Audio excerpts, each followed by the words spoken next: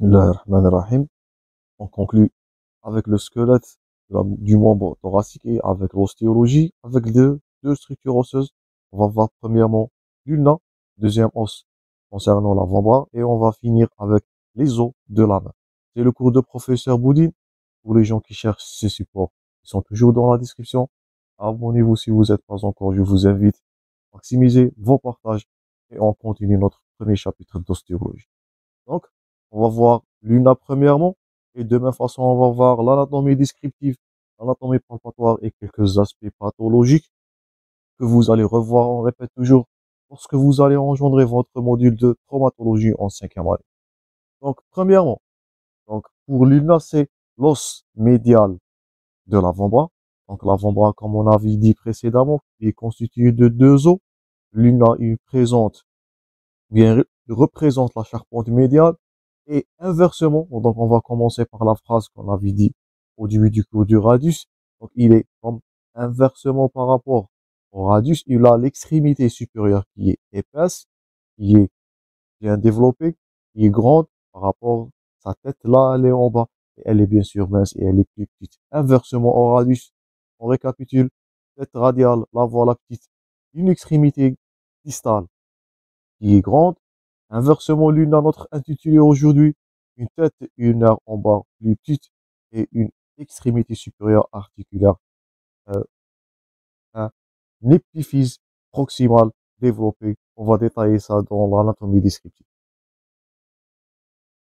Donc, c'est l'os médial, on avait dit ça au début de ce cours. C'est l'os médial de l'avant-bras. C'est un os long, fer et asymétrique. J'espère que vous êtes en train de prendre note de tout ce qu'on est en train de dire. C'est très hypertombable, surtout les notions de base. Il forme avec le radius, bien sûr, le squelette de l'avant-bras. Donc, il s'articule. Donc, comme deuxième intérêt, c'est l'articulation. Donc, en haut, il va s'articuler avec la trochlée. Donc là, voilà, ça, c'est la trochlée, c'est la partie médiale du condyle articulaire du lumérus. Consultez-vous le cours précédent concernant l'ulna, bien concernant l'humérus pour plus d'informations. Donc, il est articulaire en haut. Premièrement, avec l'humérus par l'incisure trochléaire. Donc, voilà, ça, c'est votre incisure trochléaire. On va voir ça dans l'anatomie descriptive. Les articulaires, comme leur nom indique, avec la trochlée. Ça, c'est en haut. Dernièrement, bien deuxièmement, il est articulaire latéralement. Donc, celle-là, c'est l'articulation radio-ulnaire proximale. J'espère que vous vous souvenez du cours précédent. Donc, il s'articule en haut et latéralement avec le radius par l'incisure. Donc, cette surface-là, c'est l'incisure radiale. Donc, on a premièrement l'incisure trochléaire articulaire avec la trochlée. Et de même façon, il s'agit là d'une incisure radiale qui est articulaire avec le radius. On avait vu précédemment que le radius était articulaire en 4 structures ou bien avec 4 articulations. Ce n'est pas le cas donc pour le l'ulna. Il s'agit seulement de 3 articulations. Donc on a premièrement l'articulation humero-ulnaire. On a deuxièmement l'articulation radio-ulnaire proximale. Et troisièmement l'articulation radio-ulnaire distale. Et notez-vous bien, faites attention à ce piège. L'ulna, il n'est pas articulaire avec les os du carpe. C'est seulement, donc on va voir ça dans l'articulation du poignet, seulement, on répète, seulement le radius qui est articulaire avec le condyle carpien. L'ulna, il n'a pas de contact avec plutôt le condyle carpien. Il s'agit là d'une structure qui est le ligament triangulaire. Notez-vous bien ça. On va détailler toutes ces notions dans le deuxième chapitre de l'arthrologie. Donc, articulation avec le carpe, seulement le radius. Ulna, pas de contact. Il s'agit seulement de 3, mais il contribue seulement dans 3 articulations, pas comme le radius où on avait vu 4. Donc, si on récapitule, articulation huméro-ulnaire premièrement, deuxièmement l'articulation radio-ulnaire proximale et dernièrement et finalement l'articulation radio-ulnaire distale et s'articule bien sûr avec sa face latérale. Comme on avait dit aussi, il a un contact avec la membrane interosseuse, on va voir ça, mais c'est inversement. Donc le radius, il a été en contact avec la membrane interosseuse par son bord, voilà, ça c'est médial. Donc inversement, donc c'est inversé de même façon pour l'ulna. il est articulaire ou bien il donne insertion avec la insertion de la membrane interosseuse par son bord latéral. Donc, vous êtes habitué à ça. Donc, après qu'on avait dit, bien qu'on avait cité les articulations, maintenant on va voir la mise en place. Donc, pour ça, on va isoler notre os en tridimensionnel. Donc, voilà. Donc, ça, c'est l'una. Deuxièmement, on va passer à la mise en place. Comment allez-vous mettre en place cet os long?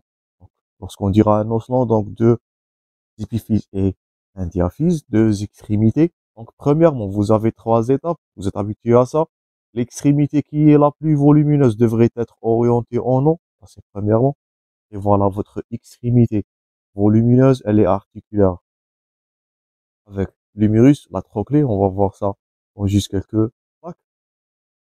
Donc, ça, c'est premièrement. Donc, l'extrémité volumineuse en haut. Deuxièmement, la concavité. Voilà, ça c'est l'incisure trochléaire. La concavité de cette extrémité, elle devrait regarder en haut, car elle est articulaire avec quelle structure? Elle est articulaire avec la trochlée, bien sûr. Et troisièmement, comme on avait dit, troisième repère, c'est que l'una, il a un contact avec la membrane interosseuse, donc le bord le plus tranchant. Donc ça vous fait rappel au radius, le bord le plus tranchant, il devrait être orienté latéralement et de cette façon-là, et on peut dire qu'il s'agit là d'un l'una qui est droite. Donc trois étapes, l'extrémité la plus volumineuse en haut, on va voir ça dans l'épiphyse proximale, la concavité de cette dernière en avant, car elle est articulaire, on répète, avec la trochlée, et latéralement le bord le plus tranchant ou bien le bord interosseux qui donnera insertion à la membrane interosseuse. Maintenant, pour l'anatomie descriptive, le but de ce cours. Donc, on a premièrement une diaphyse. Donc, comme c'est un os lent, on va commencer premièrement par la diaphyse. Notez-vous bien que cette dernière, comme on avait dit précédemment, elle est triangulaire à la coupe dans sa partie supérieure, mais elle va devenir de plus en plus quadrangulaire. C'est pour cela, on répète, l'una, il a été nommé précédemment le cubitus. Donc, cubitus, c'est cubital, ou bien il est quadrangulaire à la coupe, d'où il a eu sa nomenclature. Et on va détailler les deux épiphyses, l'épiphyse proximale et l'épiphyse distale, ou bien la tête ulnaire inversement avec le radius. Donc voilà. Donc pour le diaphyse, premièrement, il est, on répète, triangulaire à la coupe condensée tiers moyen, et il va devenir de plus en plus lorsqu'on va achever ou bien lorsqu'on va descendre de plus en plus, il va devenir cubital ou bien quadrangulaire. Donc on décrit à ce dernier trois bords et trois faces, bien sûr. Donc trois bords, trois faces, un épiphyse ou bien un diaphyse et deux épiphyses. Donc pour la face antérieure, donc premièrement, la face antérieure de cette diaphyse, elle présente, ça c'est à retenir, une excavation dans ces trois tiers supérieurs. On va voir le rôle de cette dernière dans l'insertion. Elle donnera insertion du muscle de la loge antérieure de l'avant-bras. On va voir ça dans le troisième chapitre de myologie. Elle présente, deuxièmement, une structure importante, le foramen nourricier. Donc presque, c'est comme le radis, c'est dans la face antérieure, ne confondre pas entre les structures, et elle donne une rugosité du carré pronateur, comme le nom indique, on répète, le rôle de l'articulation radio-ulnaire distale, voilà là, c'est la pronosupination ou bien la pronation, là voilà, donc elle donne une insertion au muscle carré pronateur, on va le revoir, on répète toujours, dans les membres ou bien dans les muscles de l'avant-bras. Donc les structures que vous êtes censés de connaître dans la face antérieure, donc la rugosité ou bien l'excavation des trois quarts supérieurs pour l'insertion des épicondyles, on va voir ça prochainement. Le foramen nourricier et la rugosité du carré pronateur. Donc on répète, ces muscles-là, ils ont un rôle ou bien ils jouent le rôle principal qui est la pronosupination toujours pour l'avant-bras. Donc, la face postérieure, elle est orientée en arrière et en latéral. La face médiale, elle présente une légère excavation en haut. Donc, on va revoir toutes ces excavations, toutes ces rugosités, car ce sont des insertions soit musculaires, soit ligamentaires dans le chapitre de myologie. Donc, ce qui est à retenir, c'est surtout la face antérieure. Donc, ça, c'est tout pour la diaphyse. Donc, les bords, on a trois bords comme nous avons dit. Premièrement, un bord antéromédial. Donc, le voilà en A. On a deuxièmement le bord. Donc, le plus important, c'est le bord le plus tranchant, orienté, on répète, latéralement. Le voilà en lettre B. C'est le bord interosseux. Il est mince, il est tranchant. N'oublie pas cette bord. Et troisièmement, une autre structure que vous êtes censé de connaître, c'est que le bord postéromédial du luna, il a la forme, ça c'est une question hyper tombable, il a la forme d'un S italique présente, ou bien plutôt il présente une crête qui a la forme d'un S italique. Donc les structures importantes, les trois structures dans la face antérieure, n'oublie pas surtout le bord médial, le plus mince et le plus tranchant. Et postérieurement, n'oublie pas la notion du S italique représenté par la crête au niveau du bord postéro-médial. Donc ça, c'est les structures que vous êtes censé de connaître concernant le diaphyse. Dans les deux structures les plus importantes qui donnent ou bien qui contribuent aux articulations, on répète trois articulations. On commence premièrement par l'épiphyse proximale. Ça, c'est votre épiphyse proximale. Vous pouvez dire ça car c'est l'extrémité la plus volumineuse, on répète.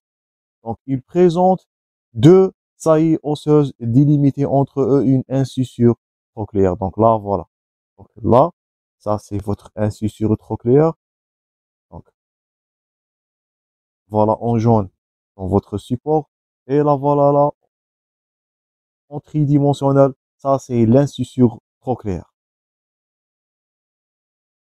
Elle est bien sûr articulaire comme le nom indique avec la trochlée.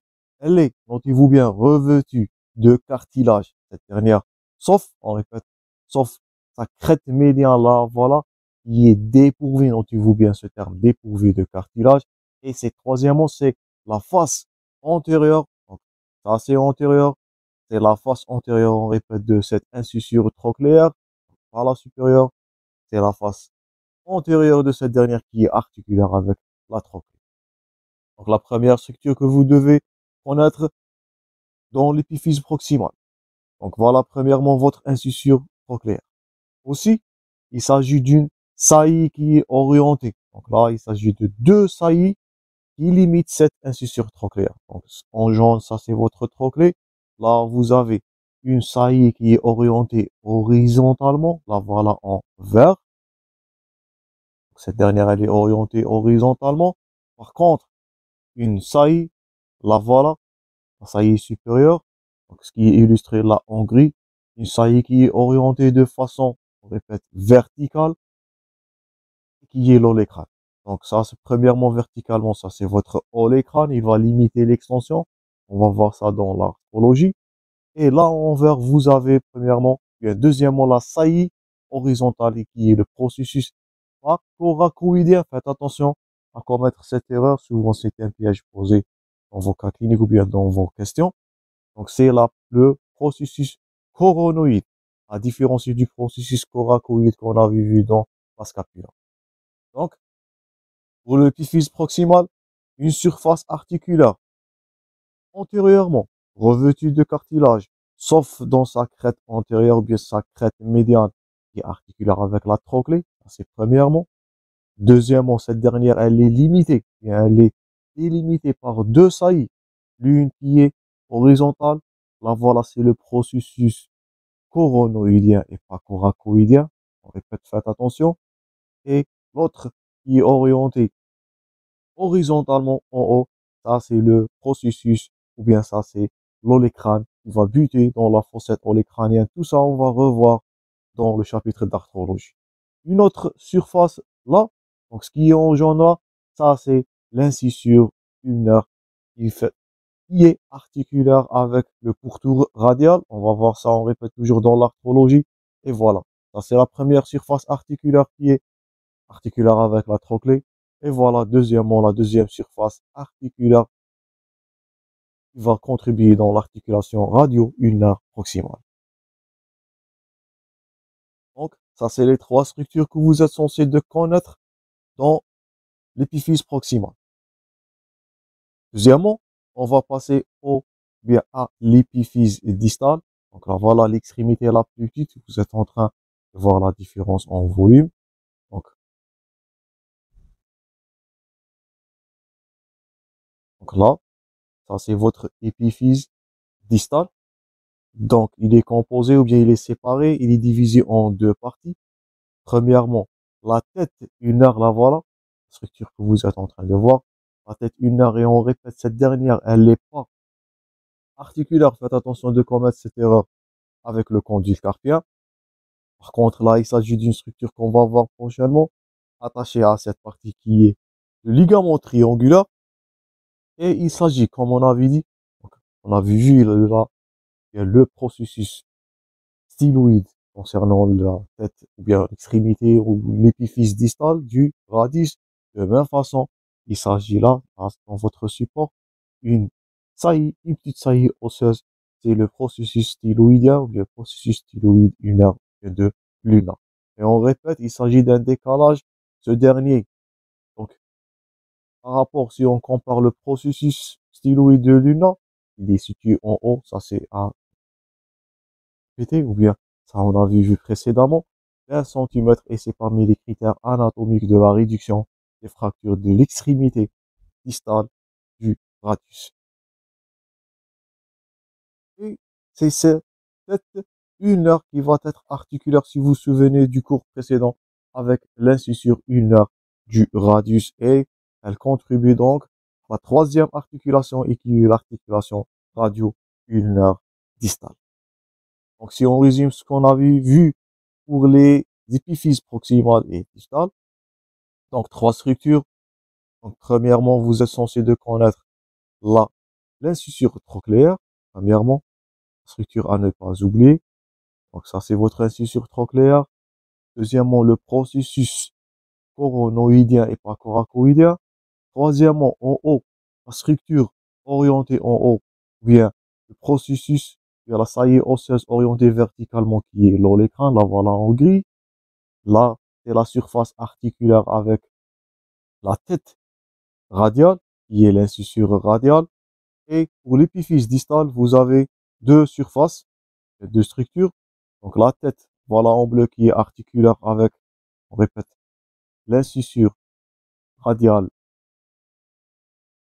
plutôt l'incisure ulnaire du radius. Et dernièrement, une petite saillie osseuse, la voilà. Donc, c'est votre processus styloïdien de l'ulna. Il est situé en haut d'1 centimètre par rapport au processus styloïde du radius. Donc ça, c'était les reliefs osseux que vous devez connaître. Maintenant, on va les revoir dans le chapitre d'arthrologie, et vous allez voir l'intérêt de ces dernières. Donc il ne reste pas grand-chose. Donc là, ça, pour l'anatomie palpatoire, donc ce qui est palpable dans l'UNA, c'est premièrement l'olécrane. Là, voilà l'examinateur qui est en train de palper l'olécrane, ou bien la saillie osseuse qu'on avait vue précédemment. Cette dernière, elle va buter et elle va limiter l'extension. Faites attention. Aussi, le bord postérieur du haut en bas, là voilà, il est palpable. Il a la forme, on répète, d'un S. Il présente une crête sous forme d'un S italique. N'oubliez pas cette notion. Et là voilà, votre processus styloïdien aussi, il est palpable. Donc on répète, ce dernier il donnera insertion. Bien cette tête, elle va donner insertion au ligament triangulaire, qui est une structure très importante pour le rôle de la pronosupination, pour l'articulation radio-ulnaire distale. Et dernièrement, donc, quelques aspects pathologiques. Donc, ça, c'est l'exploration radiologique. Vous êtes en train de voir là une fracture au niveau de la diaphyse ulnaire. On répète, cette dernière, elle va menacer la pronosupination. Donc, n'oublie pas cette notion-là. Toute fracture, toute lésion de la membrane interosseuse, ou bien les deux épiphyses, ou bien un cal vicieux, ça va altérer, ou bien même lésion pour les deux articulations radio-ulnaires, soit proximales, soit distales, elle va limiter ou bien elle va altérer, mettre en jeu le pronostic fonctionnel de la pronosupination, et qui est le rôle du avant-bras pour le membre supérieur. Donc ça c'est tout pour l'UNA. Il nous reste que l'ostéologie de la main avant de conclure le chapitre de l'ostéologie et entamer l'arthrologie, le chapitre le plus important où vous allez voir l'intérêt de tous ces saillies, de tous ces structures osseuses, de tous ces processus, toutes ces rugosités. Ce sont soit des insertions ligamentaires ou musculaires ou bien des repères pour la réduction anatomique de la fracture. Donc, merci pour votre attention. On va voir prochainement la main avant de voir l'arthrologie. Bon courage dans vos préparations et à la prochaine.